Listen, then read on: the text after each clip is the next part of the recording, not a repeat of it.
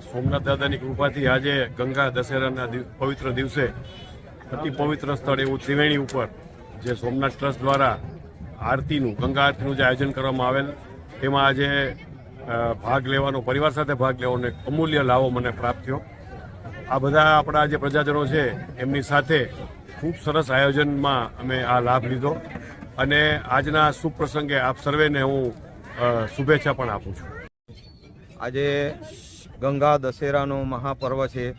જ્યેષ્ઠ સુદ દસમ અને આજે રવિવાર અને જ્યેષ્ઠ મહિનાની દસમને દિવસે ગંગા દશેરા ભગીરથીએ પૃથ્વી પર ગંગાજીને અવતરણ કર્યું હતું.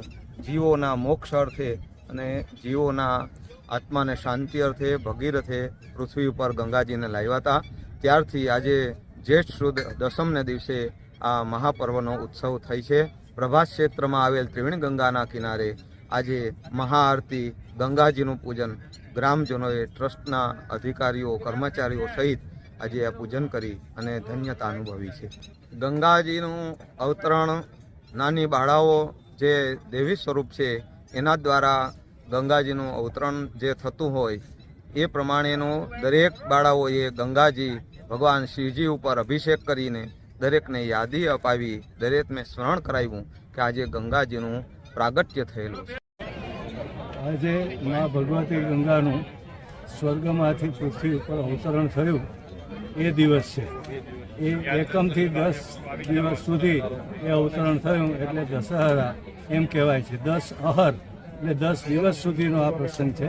આજે આપણે એનો પૃથ્વી ઉપર અવતરણનો આનંદ અનુભવ્યો, એમની પૂજા કરી, એમને આવકાર્યા.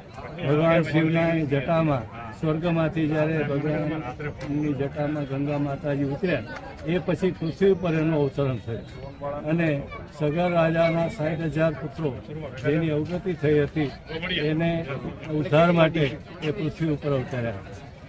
સગર રાજા અને એમના વંશજો 4 પેઢી સુધી અતિ તપસ્યા કર્યા પછી મા ભગવતી ગંગા એ પૃથ્વી ઉપર અવતર્યા અને ભગીરથ રાજાના સમયમાં એ પ્રસન્ન થયા અને ભગીરથ રાજાના આગેવાનીમાં એ પૃથ્વી ઉપર છે પાતાળ સુધી ગયા.